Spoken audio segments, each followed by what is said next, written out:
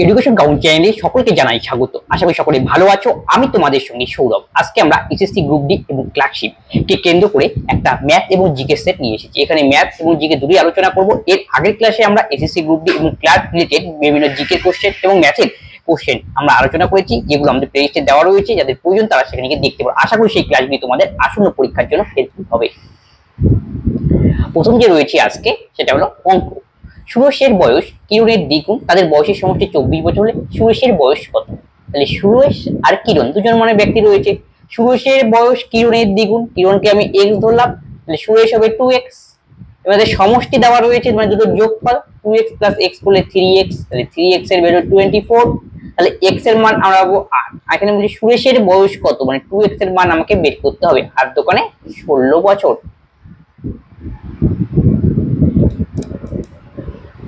একই আমানতের উপর একই সরলসুদের হারে প্রাপ্ত 6 বছর 9 বছরের সুদের পরিমাণে অনুপাত কত? এর অনুপাত হবে 6:9। এটাই হবে অনুপাত। কেন একটু বোঝাচ্ছি। 3 দিয়ে কাটাকাটি যাচ্ছে, 3 দোকানে 6, 3 তিরিকে 9, তাহলে 2:3।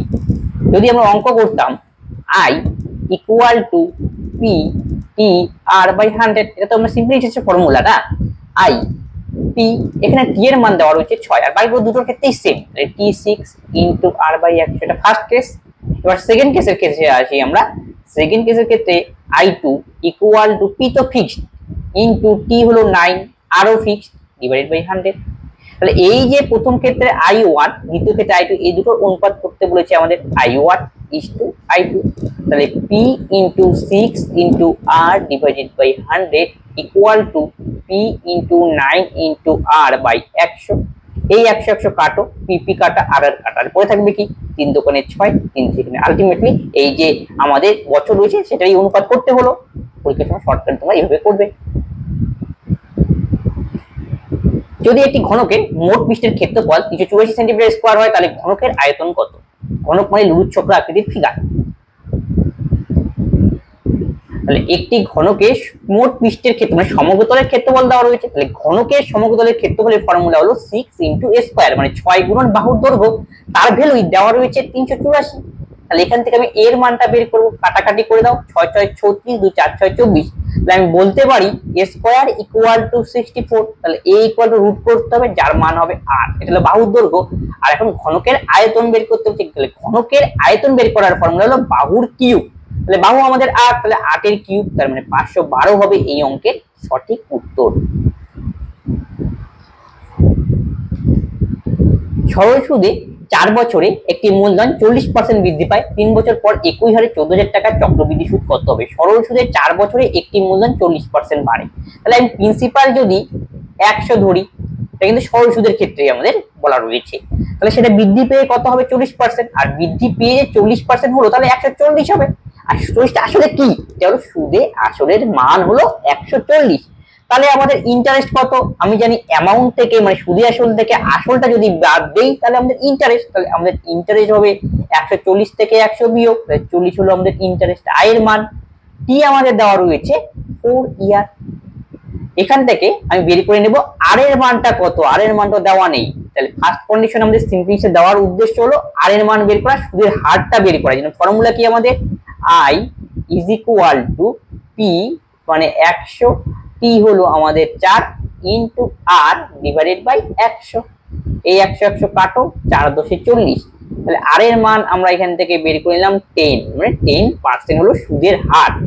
এই যে 10% আমি সুদের হার বের করলাম তার সাহায্য নিয়ে একই হারে এত টাকার উপর 14,000 টাকার উপর 3 বছরের কম্পাউন্ড ইন্টারেস্ট বের করতে বলছে। তাহলে ইয়ার হলো 3। এবার আমাকে কম্পাউন্ড ইন্টারেস্ট মধ্যে বের করতে হবে। প্রিন্সিপাল হলো 14,000 আর সুদের হার হলো 10%। এই তিনটা জানাই তো দরকার কম্পাউন্ড ইন্টারেস্ট বের করতে। এখান থেকে কম্পাউন্ড বের করব। অনেকগুলি প্রসিডিউর রয়েছে। দেওয়া রয়েছে 10%। তাহলে 10% মানে ফ্র্যাকশনে লিখতে পারি আমরা 1/10। তাহলে প্রিন্সিপাল যদি আমাদের 10 থাকে তাহলে উপরেরটা সুদ, 10 আর 1 যোগ করলে 11 হবে সুদে আসলে, এটা হলো 11। এখন কম্পাউন্ড ইন্টারেস্টের কেস কয় বছর সেটা তুমি লক্ষ্য করো, 3 বছর। 3 বছরে 10 এর কিউব করব, 10 এর কিউব হলো 1000, আর 11 এর কিউব করব সেটা হবে 1331। এখন দেখো আমাদের প্রিন্সিপালের মান 14,000, মানে কি এই 1000 এর ভ্যালু 14,000। তাহলে 1000 এর কত গুণ 14,000 সেটা বের করলেই হবে। তার মানে 14,000 কত দিয়ে গুণ করলে হয়? 14 দিয়ে। তার মানে আমাদের অ্যামাউন্টে যদি আমি 14 দিয়ে গুণ করি 1331 কে, তাহলে আমাদের 14,000 টাকার সুদে আসলে কত হবে সেটা আমাদের বেরোবে, মানে সুদে আসলের মান সমূল চক্রবৃদ্ধি। 14 কে 14, 14 4, 3 14 42 একে 43, 3 14 42 4 46, 14 কে 14 আর 4 18। ক্লিয়ার? এখন দেখো আমাদের এটা হলো প্রিন্সিপালের মান আর 18,634 হলো অ্যামাউন্টের মান, কিন্তু আমাদের দরকার কি কম্পাউন্ড ইন্টারেস্ট বের করা। তাহলে কম্পাউন্ড ইন্টারেস্ট অ্যামাউন্ট মানে কি সুদে আসলে, সুদে আসল থেকে আসলটা আমাকে বিয়োগ করতে হবে। তাহলে 18,634 থেকে আমাকে 14,000 বিয়োগ করে দিতে হবে, সেটাই হবে কম্পাউন্ড ইন্টারেস্ট। সেটা আমরা পাবো 4,634, এই দুটোর বিয়োগফল। Option B. A B C ডির মধ্যে এত অনুপাতে একই পরিমাণ অর্থ বর্ণন করা হবে। সি ডি এর থেকে যদি 500 টাকা বেশি পায় তাহলে বি এর ভাগা কত? তাহলে এ বি সি ডি এই চারজন, এদের মূলধনের অনুপাত দেওয়া রয়েছে 7 5 4 2। সি যদি ডি এর থেকে 500 টাকা বেশি, তাহলে সি ডি এর থেকে 500, এই দুজনের ডিফারেন্স দেওয়া রয়েছে, তাহলে 4 এর থেকে 2 বিয়োগ করো 2, অনুপাত হিসেবে ডিফারেন্স হলো 2, এই ডিফারেন্সের মানই 500। তাহলে 2 এর ভ্যালু 500, তাহলে 1 এর ভ্যালু আমরা বলতে পারি 250, 2 দিয়ে ভাগ। এখন বলছে বি এর ভ্যালু কত, তাহলে বি এর ভ্যালু অনুপাত হিসেবে আমাদের 5, তাহলে 5 এর ভ্যালু আমাকে বের করতে হবে। তাহলে 5 25 125, পাশে একটা শূন্য।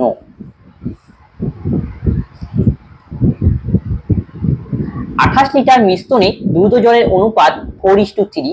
এখান থেকে বলছে মিশ্রণে দুধের পরিমাণ কত। তাই দুধ ও জল দুটো মিশিয়েই তো আমাদের মিক্সচার নাকি, তাই দুটোর অনুপাত 4:3, মিক্সচার করে দাও দুধ আর জল, মানে যোগ করতে হবে 4 3 7, এই 7 এর ভ্যালু হলো 28, তাহলে 1 এর ভ্যালু আমি বলবো 4। এখান থেকে যে দুধের মান কত, মানে 4 এর ভ্যালু আমাকে বের করতে হবে, 4 4 16। 2000 এটা জিকের কোশ্চেন। 2011 সালের জনগণনা অনুসারে ভারতের মোট জনসংখ্যা নিয়ে পশ্চিমবঙ্গের স্থান কত? এর সঠিক উত্তর অপশন বি 4। আর আয়তন পশ্চিমবঙ্গের স্থান, আর জনসংখ্যা সবচেয়ে বেশি কোথায়? উত্তরপ্রদেশে। আর জনঘনত্ব বেশি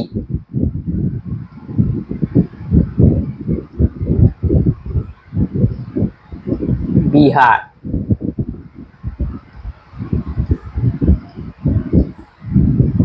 গেল। আর শিক্ষাতে বেশি হলো কেরল, শিক্ষার হার বেশি কেরল। আর সেক্স রেশিও বেশি সবচেয়ে কেরল।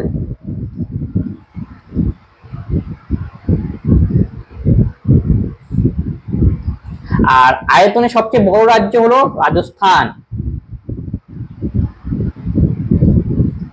আকারে বড়। Periplus of the Erythraean Sea উল্লেখিত গঙ্গা কোন বন্দর শহরের অপর নাম? এর সঠিক উত্তর হবে তাম্রলিপ্তের অপর নাম। তার মধ্যে রয়েছে পূর্ব মেদিনীপুরে, আমরা ইতিহাস পড়তে গিয়ে শুনেছি পূর্ব মেদিনীপুর তাম্রলিপ্ত বন্দর।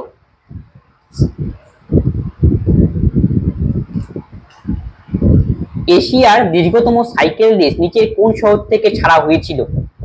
অপশন সি শ্রীনগর থেকে ছাড়া হয়েছিল, কাশ্মীর। কোন শহর 2032-এ গ্রীষ্মকালীন অলিম্পিক গেমসের আয়োজন করবে?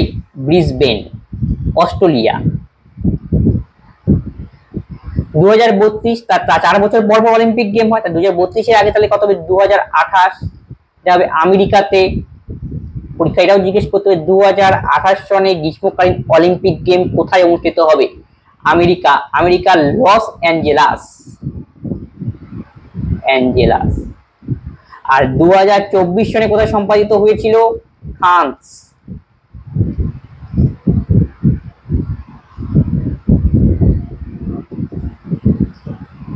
নিম্নলিখিত কোনটি সৌরজগতের বাইরে একটি বিশাল লাল গ্রহ আবিষ্কার করেছে? এর সঠিক উত্তর জেমস ওয়েব স্পেস টেলিস্কোপ। ভারতের প্রাচীনতম তৈল সংশোধনাগার কোনটি? ডিগবয়, আসামে অবস্থান করেছে। নিচের কোন নদী ছোটনাগপুর মালভূমি থেকে নিষ্কাশিত হয়েছে, ছোটনাগপুর মালভূমি থেকে উৎপন্ন রয়েছে? এর সঠিক উত্তর দামোদর রিভার। এই দামোদর নদীকে বলা হয় বাংলার দুঃখ। বাংলার দুঃখ। ছোটনাগপুর মালভূমি থেকে উৎপন্ন হয়েছে, খামারপোত থেকে এটি উৎপন্ন হয়েছে দামোদর রিভার, দামোদরকে বলা হয় বাংলার দুঃখ। এই দামোদর নদীর ওপর দামোদর ভ্যালি কর্পোরেশন তৈরি করা হয়েছে, দামোদর ভ্যালি। আর এরা তৈরি করেছে trans valley authority, TVA, US এর একটা company. Trans valley authority, Damodar valley corporation authority তৈরি করা হয়েছিল, যা 1948 সনে। এতে ঝাড়খণ্ড এবং ওয়েস্ট বেঙ্গল যাতে কৃষিকাজ সংক্রান্ত জলের সহায়তা পায়, বন্যা নিয়ন্ত্রণ করতে পারে এবং বিদ্যুৎ উৎপন্ন করতে পারে, এই জন্য এই ভ্যালি কর্পোরেশন তৈরি করা হয়েছিল।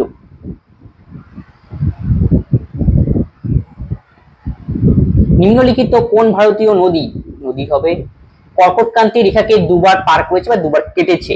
এর সঠিক উত্তর মাহি রিভার। একটা কেটেছে মধ্যপ্রদেশ, একবার কেটেছে গুজরাটে। এই কর্কটক্রান্তি রেখা ভারতবর্ষের 8টি রাজ্যের উপর দিয়ে চলে গিয়েছে, 8টি রাজ্য।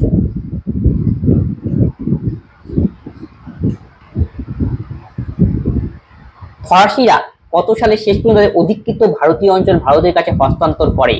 1954 সালে। অপশন সি হবে সঠিক উত্তর। এবার ম্যাথ। একজন ব্যক্তি 400টি কমলালেবু ক্রয় করে, সমগ্র ক্রয় মূল্য 320 টাকায় বিক্রয় করে, তবে তার কত শতাংশ লাভ হয়েছে?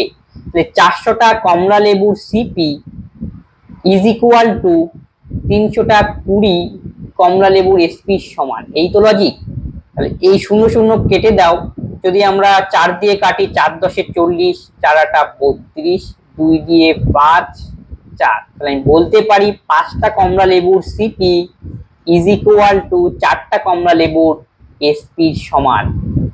তাহলে এখান থেকে আমাকে বের করে লাভের হার বা লসের হার কত। তাহলে দেখো, এটা আমরা ধরে নেই 5টা কমলালেবুর সিপি মানে কস্ট প্রাইস ওটা, বিক্রয় মূল্যটা আমি ধরলাম বিক্রয় মূল্য 4 5 এলসিএম করে নাও 20। তাহলে 5টার সিপি তাহলে আমাদের হলো 20 টাকা। তাহলে একটার সিপি আমাদের হবে 4 টাকা, আবার 4টার এসপি 20 টাকা, তাহলে একটার এসপি 5 টাকা। এবার লক্ষ্য করো, একটার সিপি মানে ক্রয় মূল্য 4 টাকা, একটার বিক্রয় মূল্য 5 টাকা। তাহলে সেই লাভ হলো কতটা? লাভ হলো 1 লাভ হলো, বিয়োগ করে দিলাম। আর লাভের হার আমরা কস্ট প্রাইসের উপর বের করি, লাভ হলো প্লাস চিহ্ন ইনটু 100, 4 পজিশন 100, তাহলে 25% লাভ হয়েছে। Option D. আর তোমার ডাইরেক্ট এটা দেখে করবে, 5টার সিপি 4টার এসপি, তাহলে বিয়োগ করে দাও কত? 1। আর এসপি কত রয়েছে? 4, তাকে নিচে ইনটু 100। একবারে শর্টকাট এটা। এইভাবে পরীক্ষার সময় তোমরা এটা করবে, এই অঙ্কটা। আর দেখো, সিপি কম আর এসপি বেশি, এর থেকে বোঝা গেল লাভ হয়েছে। যদি 30,000 টাকা মূলধনের উপর বার্ষিক 15% 3 বছর সরল সুদের পরিমাণ x টাকা হয়, মানে সরল সুদটাই x টাকা, তবে এত এর মান করো। মোদ্দা কথা, এখান থেকে ফার্স্ট কন্ডিশন থেকে সরল সুদ বের করতে হবে, সেটা মানে x এর ভ্যালু, x এর ভ্যালুটা এখানে বসি, যা মান বেরোবে সেটাই হবে। তাহলে সিম্পল ইন্টারেস্ট মানে ফর্মুলা আমাদের i ইকুয়াল টু PTR/100, তাহলে 30,000 টাকা হলো P আর T ইনটু R হলো আমাদের 15 ডিভাইডেড বাই 100। 0 0 কেটে দাও, কাটলাম। 3 15 45 গুণন 300, গুণ করলেই পাবো আমরা সিম্পল ইন্টারেস্ট। সেটা দাঁড়াবে 3 5 15 5, 3 4 12, 1 13, 135,000। এটা হলো সিম্পল ইন্টারেস্ট। এখন বলছে x হলো আমাদের সিম্পল ইন্টারেস্ট, তার মানে এটা হলো আমাদের x এর ভ্যালু। তার মানে এখন বলছে 2x প্লাস 50 এর মান কত? 2x মানে এটাকে 2 দিয়ে গুণ করতে হবে, তার সঙ্গে 50 যোগ করতে হবে। এই হলো লজিক। 2 দিয়ে যদি একে গুণ করি তাহলে দাঁড়ায় 5 দোকানে 10, 13 দোকানে 26, একে 27, পাশে দুটো শূন্য প্লাস 50। তাহলে আমাদের আলটিমেটলি অ্যান্সার দাঁড়াবে 27,050। Option B. A is to B equal to 5 is to 7, B is to C equal to 5 is to 7, তবে 7A is to 5B এর মান কত? তাহলে আমি দেখো, A is to B এর মান দেওয়া রয়েছে 5 is to 7, B is to 7, 5 is to 7, এই দুটোকে আমি কম্বাইন করতে হবে, যেহেতু এ বি বি সি আকারে আছে, কম্বাইন করার জন্য সহজ উপায় এ বি সি 3বার লিখে নাও। এ বি কত 5, বি কত 7, এই জায়গাটা ফাঁকা না, সি এর মান, বি কত 7 সেটা এখানে বসাতে পারছি। এই হলো লজিক। বিসি 5, বি হলো 5 আর সি হলো 7, এই যে পাশে ফাঁকা রয়েছে বি, তাহলে এখানে তোমাকে 5 বসাতে হবে। এবার তোমাকে করতে হবে গুণ, এইভাবে 5 5 25, 5 7 35, 7 7 49। এখন এখানে আমাকে বের করতে বলছে 7a প্লাস 5b এর অনুপাত কত, তাহলে 7a ইস টু 5b এর অনুপাত, তাহলে এর মান আমাদের 25, তাহলে 7 গুণন 25। বি এর মান আমাদের 35, তাহলে 5 গুণন 35। এবার কাটাকাটির খেলা, 5 দিয়ে কাটো, 5 5 25, 5 7 35, 35 35 ক্যান্সেল, আলটিমেটলি অ্যান্সার হলো 1:1, তার মানে সি। এক ফল বিক্রেতার কাছে কিছু আপেল ছিল, সে 40% আপেল বিক্রি করার পর 30টি আপেল তার কাছে অবশিষ্ট থাকলো। প্রথমে তার কাছে কত আপেল ছিল, আমি দিলাম প্রথমে তার কাছে ছিল 100টি আপেল, তার মধ্যে সে 40টি বিক্রি করলো, এটা বিক্রি, তাহলে পড়ে থাকলো কত রিমেইনিং, তাহলে 100 থেকে 40 বিয়োগ মানে 60, এই 60টি আপেল পড়ে থাকলো, 60টি আপেলের ভ্যালুই দেওয়া রয়েছে 30টা, তাহলে একটার ভ্যালু আমি বলতে পারি 30/60, নিয়মের অঙ্ক, তাহলে হাফ হবে। এবং প্রথমে তার কাছে কতগুলি আপেল ছিল মানে 100-র ভ্যালু আমাকে বের করতে হবে, তাহলে একটার কত, একের ভ্যালু 30/60, তাহলে 100-র ভ্যালু কত, 30/60 কাটাকাটি করলে হবে আমাদের হাফ, তাহলে হাফ ইন্টু 100, তাহলে আলটিমেট অ্যান্সার 50।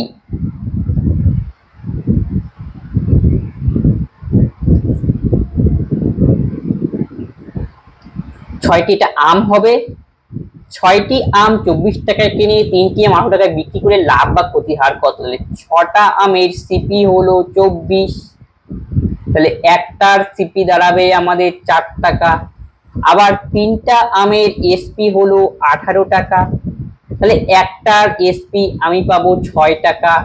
এখন বলছে লাভ বা ক্ষতির হার কত, সিপি আমাদের 4, এসপি আমাদের 6, তাহলে ক্রয় মূল্য বেশি ক্রয় মূল্য কম, নিশ্চয়ই লাভ হলো। কত ইউনিট লাভ হলো 2, এই লাভের হার আমাকে বের করতে হবে, লাভের হার আমরা কস্ট প্রাইসের উপর বের করি ইনটু 100, কস্ট প্রাইস আমাদের 4, 2 দোকানে 4, তার মানে 50% হবে এই অঙ্কের সঠিক উত্তর। এত পার্সেন্ট লাভ, কেন লাভ, যেহেতু সেলিং প্রাইস বেশি এবং কস্ট প্রাইস কম।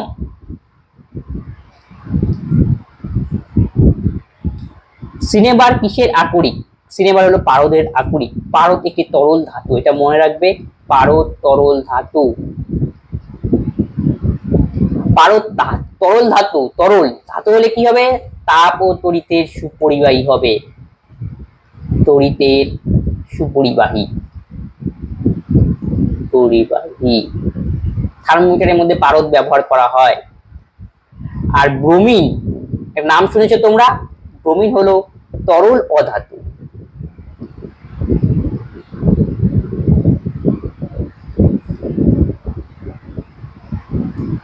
ভারতের জাতীয় কংগ্রেসের কোন অধিবেশনে নরমপুর চরমপন্থীর মধ্যে বিভাজন ঘটেছিল, বিভাজন ঘটেছিল সুরাট অধিবেশন 1907 সনে, সুরাটে হয়েছিল, পরীক্ষা এটাও জিজ্ঞেস করতে পারে কংগ্রেসের অধিবেশন সুরাট অধিবেশন কবে হয়েছিল, অ্যান্সার হবে 1907 সনে। এই সুরাট অধিবেশনে নরমপন্থী এবং চরমপন্থীদের মধ্যে বিভাজন ঘটে। এই সময় প্রেসিডেন্ট ছিলেন, সভাপতি ছিলেন রাসবিহারী ঘোষ।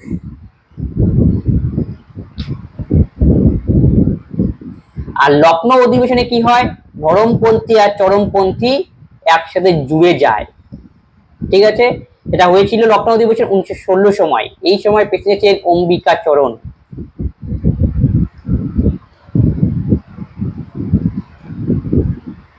কলকাতা অধিবেশন হয় 1906 সনে, দাদাভাই নৌরোজি, স্বদেশী আন্দোলনের কথা এখানে গৃহীত হয়, দাদাভাই নৌরোজি।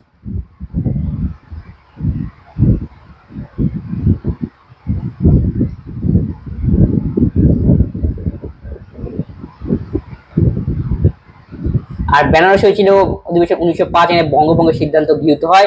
এই সময় ছিলেন president Gopal Krishna Gokhale, Gopal Krishna Gokhale.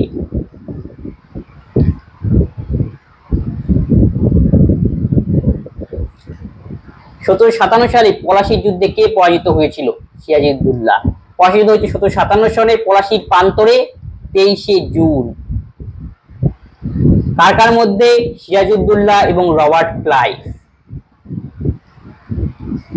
Robert Clive. এতে সিরাজুদ্দৌলার পরাজয় ঘটে এবং সিরাজের সঙ্গে বিশ্বাসঘাতকতা করেছিলেন মীর জাফর।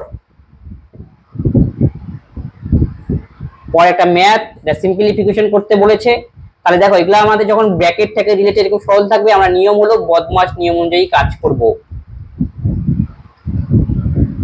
ব্র্যাকেট অফ মানে এর, ডিভিশন মানে ভাগ, মাল্টিপ্লিকেশন মানে গুণ, এ মানে অ্যাডিশন মানে যোগ, সাবট্রাকশন মানে বিয়োগ। তাহলে দেখো করি কাজ। 6 থেকে 3 বিয়োগ করলে হবে আমাদের 3 ভাগ, 9 থেকে 6 বিয়োগ করলে যাবে 3 ভাগ। তারপরে সেকেন্ড ব্র্যাকেট 6 থেকে 4 বিয়োগ করলে 2 ভাগ, আর 6 থেকে 4 ভাগ 2, তাহলে 13 দোকানে 26 আর 34 ডিভাইডেড বাই 13। এই যে থার্ড ব্র্যাকেট। তাহলে চেক করে নাও, 6 থেকে 3 বিয়োগ করলাম 3, তারপরে ভাগ ছিল 9 থেকে 6 বিয়োগ করলে 3 ভাগ, 6 থেকে 4 বিয়োগ করলে 2 ভাগ 2, তাহলে 26 আর 34 বাই 13। এবার একটু আমাদের ক্যালকুলেশন করতে হবে। 3 ভাগ 3 ভাগ 2, ভাগ থাকলে গুণ দিয়ে উল্টে যাবে, 13 বাই 34 হবে নিচে। তাহলে 3 ভাগ 13 দোকানে 26 বাই 34,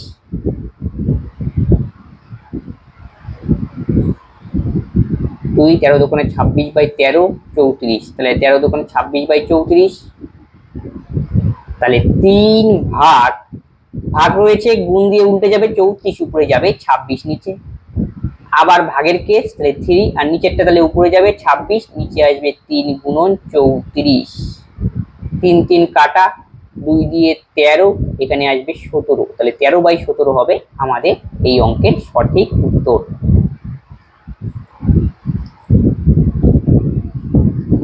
যদি একজন ব্যক্তি 12 টাকায় 15টি পেন্সিল কিনেন এবং 12টি পেন্সিল 15 টাকায় বিক্রি করেন, তবে লাভ বা ক্ষতি শতাংশ কত? তাহলে 12 টাকায় 15টি পেন্সিল কিনেছিল, তাহলে 15টা পেন্সিলের সিপি হলো 12 টাকা। আবার 12টি পেন্সিলের বিক্রয় মূল্য হলো 15 টাকা। এই টাইপের অঙ্ক দিলে আমাকে যে কোয়ান্টিটি আছে, নাম্বার হচ্ছে পেন্সিলের সংখ্যা, নাম্বার, তাকে সমান করতে হবে। তাহলে একে আমি 4 দিয়ে গুণ করি, 4 15 60, 4 দিয়ে এই পাশেও গুণ করব, তাহলে দাঁড়াবে 4 12 48। পরেরটাকে 5 দিয়ে গুণ করব, কেননা দুই পাশের কোয়ান্টিটি আমাকে সমান করতে হবে। 4 15 60, 5 12 60 সমান হয়ে গেল। তাহলে এই পাশেও আমাকে 5 দিয়ে গুণ করতে হবে, 5 15 75। তাহলে আমাদের সিপি কত হলো? 60টার সিপি এখন আমি বলবো 48, আর এসপি এখন আমাদের কত? 60টার 75, যেন কোয়ান্টিটি সমান করে নেওয়া হলো। এবার তুমি কাটাকাটি করে নিতে পারো, 3 16 48, 3 25 75। তাহলে লাভ কত? তাহলে ডিফারেন্স 25 থেকে 16 বিয়োগ করলে 9, আর নিচে দিতে হবে cost price into 100। 4 4 16, 4 25 100, 5 9 45, 4 4 22, 225 divided by 4। এবার তোমাকে ভাগ করতে হবে, 4 5 20 0, 2 25, 4 6 24, 1 4 দোকানে 8, 2 20, 56.25%। এখন হলো প্রশ্ন হলো লাভ না লস? দেখো কস্ট প্রাইস কম, সেলিং প্রাইস বেশি, তার মানে প্রফিট। 56.25, option C. একজন মানুষ 50 কিলোমিটার পার আওয়ার গতিবেগে 2 ঘন্টায়, পরবর্তী 4 ঘন্টায় 40 কিলোমিটার পার আওয়ার গতিবেগে সাইকেল চালায়, তাহলে গড় গতিবেগ কত? গড় গতিবেগ মানে ফর্মুলা হলো total distance divided by total time, সেটাই হলো আমাদের এভারেজ স্পিড। টোটাল ডিস্টেন্স কত? 50 কিলোমিটার পার আওয়ার বেগে 2 ঘন্টা যায়, তার মানে গতিবেগকে সময় দিয়ে গুণ করলে আমাদের ডিস্টেন্স 50 দোকানে 100। 4 ঘন্টা যায় 40 কিলোমিটার পার আওয়ার বেগে, তাহলে গতিবেগকে সময় দিয়ে গুণ করবো, 4 40 160, এটাই হলো আমাদের ডিস্টেন্স বাই টোটাল টাইম। তাহলে প্রথম ক্ষেত্রে টাইম 2 ঘন্টা এবং নেক্সটে 4 ঘন্টা, টোটাল টাইম 4 আর 2 6। তাহলে 100 আর 160 যোগ করলে হয় আমাদের 260, তাকে 6 দিয়ে ভাগ, কাটাকাটি যদি করো 130 ডিভাইডেড বাই 2, 260, সরি 2 দিয়ে কাটলাম, একটু ভুল হয়ে গেছে, 3 হবে।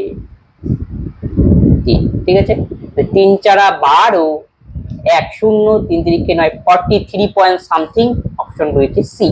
আপনি ক্যালকুলেশন করলে আমরা পাবো 43.33 কিলোমিটার পার আওয়ার।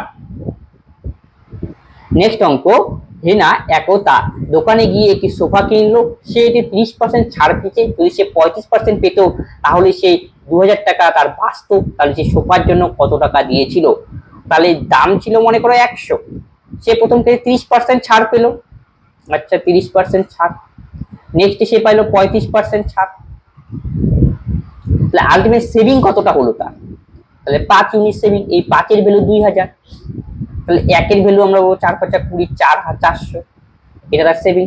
আর আমাদের সোফা কত টাকা কিনেছিলেন? তাহলে 100 আমি ধরেছি, তাহলে 100 এর মান 4 1 2 3 4, এটা হলো কি মার্ক প্রাইস।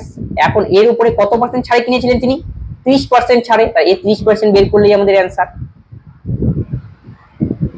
4 1 2 3 4। 30% ছাড় দেওয়ার পরে 30% ছাড় দেওয়া হয়েছে, তাহলে 100 থেকে 30 আমাকে বিয়োগ করতে হবে। কেন? ছাড়ের থেকে যদি 100 থেকে বিয়োগ করি ছাড়টা, তাহলে সেলিং প্রাইস বেরোবে। তাহলে মার্ক প্রাইস, এটা হলো আমাদের মার্ক প্রাইস। তাহলে মার্ক প্রাইসের সেলিং প্রাইস তো বের করতে হবে। নিচে 100, 4 7 28 1 2 3, এটাই হলো আমাদের বিক্রয় মূল্য। আর যদি মার্ক প্রাইস কত, তাহলে এটা হতো অ্যান্সার।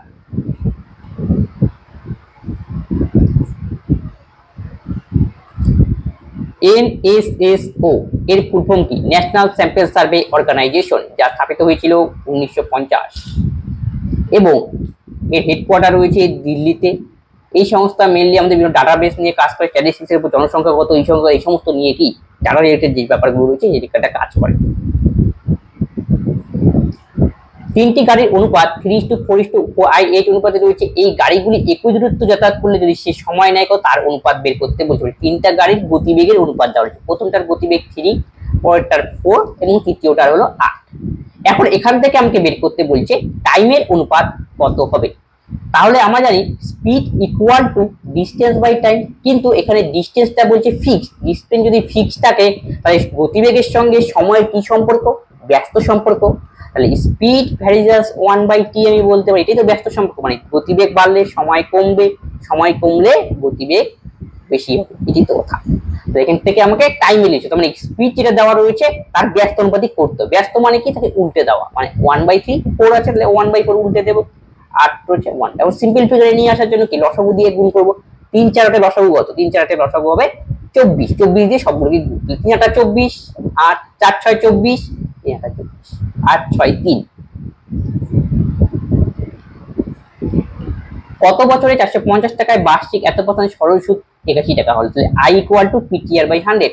I এর মান 81, P হলো 450, R হলো 4.5। আমাকে বের করতে হবে T এর মান। নিচে বসবে ফর্মুলার 100। I equal two PTR/100। এই শূন্য এইখানে দিয়ে দাও। 9 দিয়ে কাটলাম, 9 নং 81, 5 নং 45, 50। 9 দিয়ে 5 নং 45, 5 দিয়ে কাটো, 5 দোকানে 10, 250, 4। তাহলে T এর মান কোনাকুনি গুণ করো, T ইকুয়াল টু 4 ইয়ার।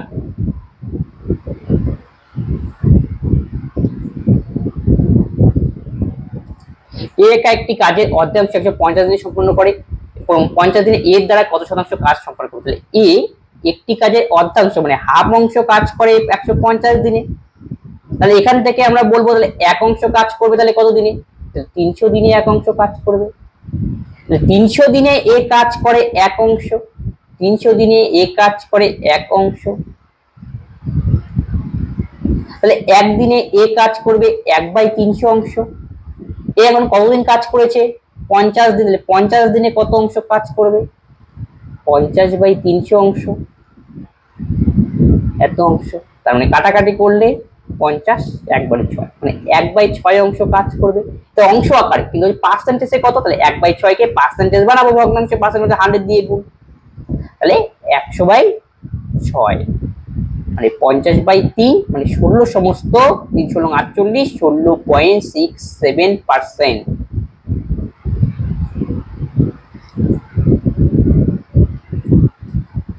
নর্মদা নদী কোন সাগরে উপনীত হয়েছে? অপশন এ বঙ্গোপসাগর, অপশন বি ভারত মহাসাগর, অপশন সি খাম্বাত উপসাগরে নয়। সঠিক উত্তর অপশন সি খাম্বাত উপসাগরে অবতীর্ণ হয়েছে নর্মদা নদী। নর্মদা নদী উৎপন্ন হয়েছে অমরকণ্টক থেকে। অমরকণ্টক। নর্মদা নদীর মধ্যে একটা জলপ্রপাত রয়েছে, তার নাম হলো ধোয়াধুর জলপ্রপাত।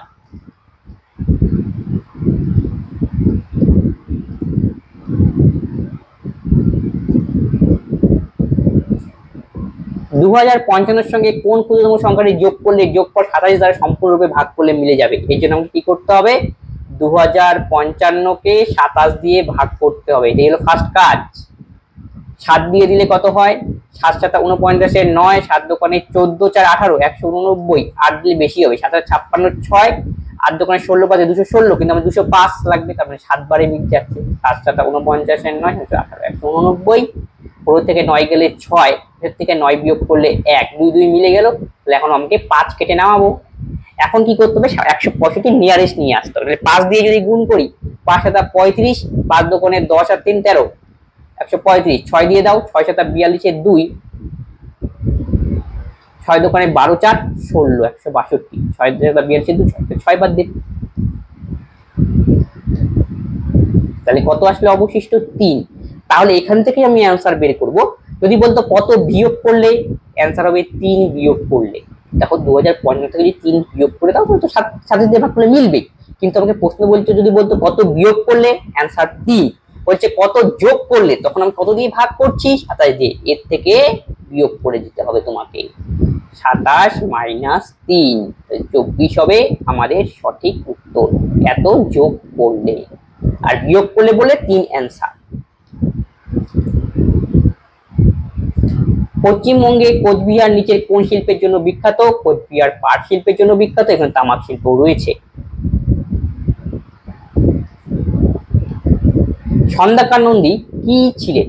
রামচরিতের কাব্যের লেখক, দ্বিতীয় চন্দ্রগুপ্তের সহকবি, তুলসীদাস মানসের লেখক এবং চিকিৎসক। রামচরিতের রচয়িতা করেছিল খন্দকার নন্দী, তিনি পাল যুগে ছিলেন। আর রামচরিত মানস যদি বলতো তাহলে অ্যান্সার হতো তুলসীদাস। রামচরিত মানস এটা রচনা করেছিলেন তুলসীদাস।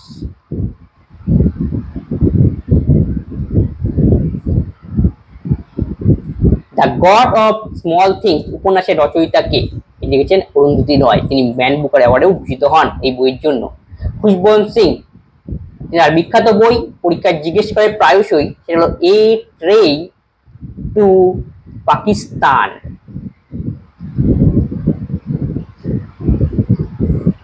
অরবিন্দ আদিজা, তার বিখ্যাত বই the white tiger. White tiger. Kiran Desai, the inheritance losses.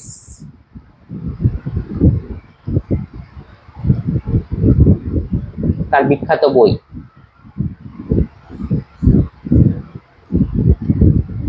Kailash Satyarthi গ্যাসের ক্ষেত্রে নোবেল পুরস্কার, শান্তির জন্য নোবেল প্রাইজ পেয়েছিলেন, তিনি একটি ভারতীয়। 2014 সনে তিনি এই নোবেল প্রাইজ পেয়েছিলেন, দুজনের সঙ্গে শেয়ার করেছিলেন, কৈলাস সত্যার্থী আর মালালা ইউসুফজাই, পাকিস্তানের।